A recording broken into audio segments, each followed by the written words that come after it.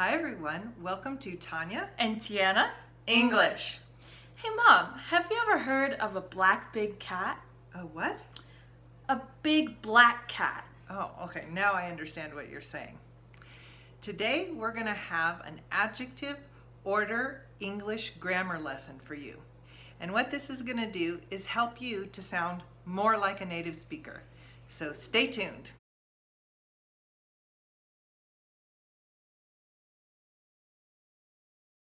So we have an adjective order English grammar lesson for you all today.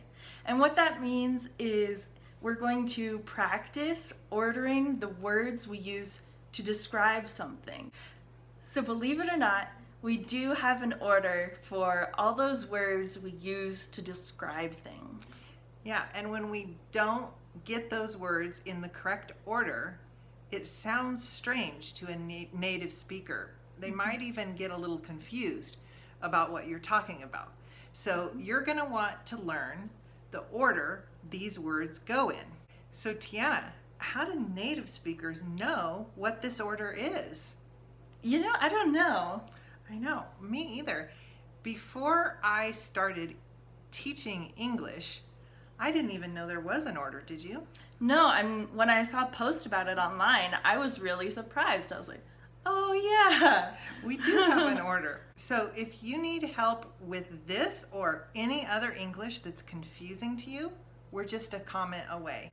In other words, if you have a question about this or another English question, you can just leave that question in the comments and we're happy to help you with that. Absolutely. All right, so I thought we'd start out going over the whole list because it's kind of long. And then we'll go into some examples. You might want to get out a pencil and paper so that you can write down this order because we're going to be using this list throughout this video. All right, shall we get started? Yeah. So first we have a determiner. And don't worry, we're going to explain what these are more in depth in a minute. Mm-hmm. So first we have the determiner, then we have the opinion, then the size, quality, shape, age, color, origin, material, type, and purpose. Boy, that's a lot. It is. Even as a native speaker, it was a little overwhelming for me when I first saw the list, but don't worry, we're going to help you to understand this in this video. Absolutely. Okay, so what are we doing next? So first we're going to start with determiners. For example, it's a word like a, an, the, these, my, yours. All those little words, all the articles that we use to talk about a noun, to say maybe where it is or whose it is. Okay, so what are we going to do next? We're going to use an example. And the example we're going to use for this is this coat of mine. So give them the whole description of the coat first. And side note, you might recognize this coat from our weather video talking about hot and cold. So let's start by giving you the full description with the adjectives in order. So what's the full description? The full description is my favorite big, heavy, old, green Timberland waterproof snow coat. Okay, let's help you to understand why we had those adjectives in that order. So what was first? So first is the determiner. And in this case, the determiner was my, because it's my coat. The next adjective would be your opinion. So what you think about the object. So in this case, we said my favorite, because this is one of my coats that I love the most, my favorite. All right, and then next we had size. In this case, we said big, because it's a big coat. My favorite, big. Number 4, we have quality. And that's the physical property of the thing. So, for example, smooth, rough, thin, shiny. Yeah, shiny. And in this case, we used the adjective heavy because this is a heavy coat. When we say we have a heavy coat, we also kind of mean a warm coat, but in this case we use the word heavy so we could use it as a quality. Yep. And next we have shape. So that could be circular, round, which are both the same. Triangle. Triangle, square, angular, any of those. And we typically don't use a shape to describe a coat. So in our description of my coat, we didn't have a shape. We left that one out. And while I'm talking about what we typically do, we typically don't use 9 or 10 words to describe something.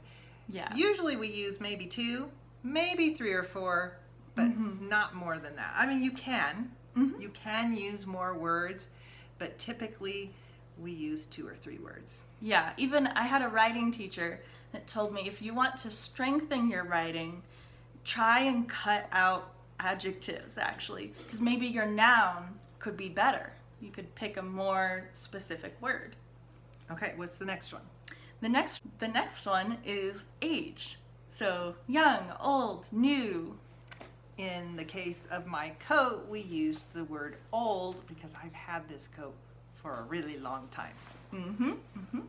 And the next one is color. So pick your favorite from the rainbow because it's time to use color. In our description, we used green. It might be a little difficult to see in this lighting, but this is a green coat. So that one is kind of a given, or in other words, it's obvious. And then next we have origin. So maybe this is where the thing is from or a brand. In the case of my coat, we said Timberland because that is the brand or the origin where this coat came from. And then we have material. So common ones might be wooden, glass, plastic. This coat is made of a waterproof material. What we mean by waterproof is if water or snow or rain gets on this coat, it's not going to go through the material, so it's waterproof. So the next one is type. And this could be U-shaped or general purpose, things like that. In the case of my coat, we didn't say a type this time in the description we gave you. If we had wanted to, we could have said women's, because that's the type of coat it is. It's a women's coat. All right, and then last but not least, we have purpose. So this could be whatever the object is used to do. In the case of my coat, the purpose was snow coat because the purpose or the reason you would wear one of these coats is if you were going to go out in the snow. All right, what was the full description? Let's give them the whole description again. The full description was my favorite big, heavy, old, green Timberland waterproof snow coat. It's a good one. Do you have a favorite coat or another piece of clothing that you love? Describe it for us using some of these adjectives and put it in the comments below. We have another way to help you understand this, but first, do you have a favorite coat or another piece of clothing that you love? Describe it for us and use 2 or 3 of these descriptive words and put it in the comments below. Okay, what are we going to do next, T? So we wanted to demonstrate this to you a little bit, and we're going to try kind of a game that maybe you could try too. Just make up a noun and describe it. So this is a fun game that we described in one of our previous videos. We'll put a link at the top here if you want to see other ways to practice your English. But for now, we're going to use this game where we go back and forth. Sometimes it gets a little crazy, so bear with us. Yeah. Okay, what are we going to start with? So we're going to take turns using an adjective in the order that we said before, and we'll see what it comes out as. We're going to just pick a random adjective. Okay. All right. So I'll start. First is determiner. I got the easy one. So I'm going to say the. Fantastic. Tiny. Shiny. Square. Ancient. Purple. European. Wooden. U-shaped. Dining.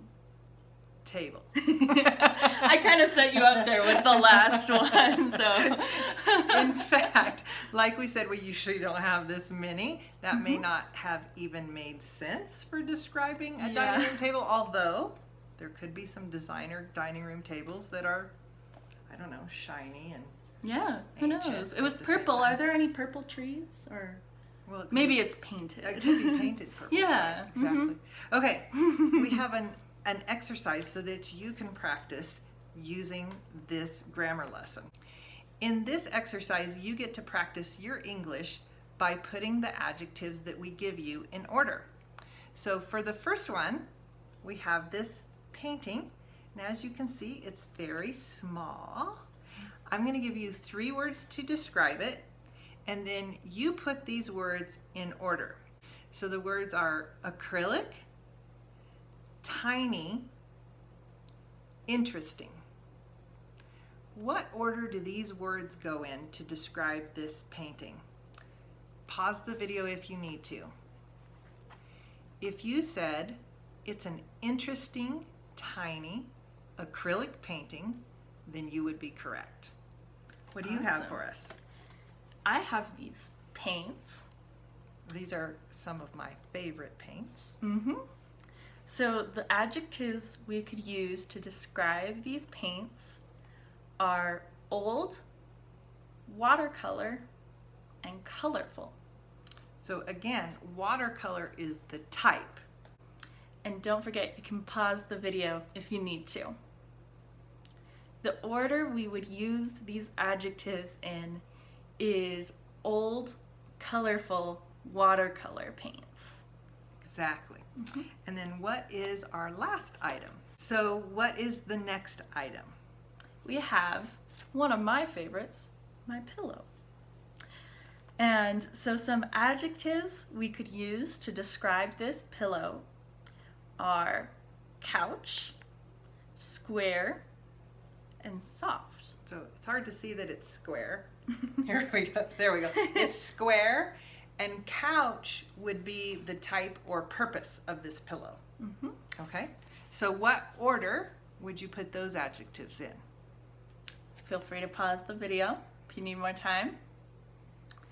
The order we would say those adjectives in is soft, square, couch pillow. All right. We still have another way for you to practice your English with these adjectives. So we have a couple of things we'd like you to describe. So the first thing is this cup. This is a cup. You might call it a teacup. You might call it a coffee cup. Or mug. A mug. You could describe this in a lot of different ways.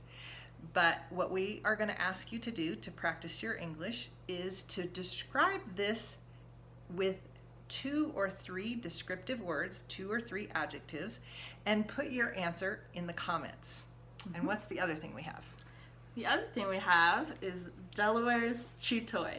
So my sister's dog's toy. Okay, so she just described it. That's one description. Oh, But yeah. what is another way that you could describe this chew toy? So what are some other words that you might use to describe this chew toy? Here's a hint. Chew is the type of toy. We call it a chew toy. That's a type of toy. Yep. And whatever words you're going to choose to describe it, put your answer in the comments below. Or if you'd like, pick something in your room or in your house that you'd like to describe. We'd love to hear what you got. And after you get that description, put that in the comments below as well. Mm-hmm. So don't forget to, if you like this video, give it a thumbs up, follow us, hit that little bell, and share it if you know anyone who would be interested or is trying to learn English as well. One last thing. Tiana and I love to hear from our viewers. We want to know what kind of videos you'd like to see here on our channel. Are there topics you'd like us to cover? Or is there a grammar lesson or something else that we haven't done that you'd like to see? Let us know so that we can help you to learn more English and to improve your English. Okay, guys, we'll see you in the next one. Bye.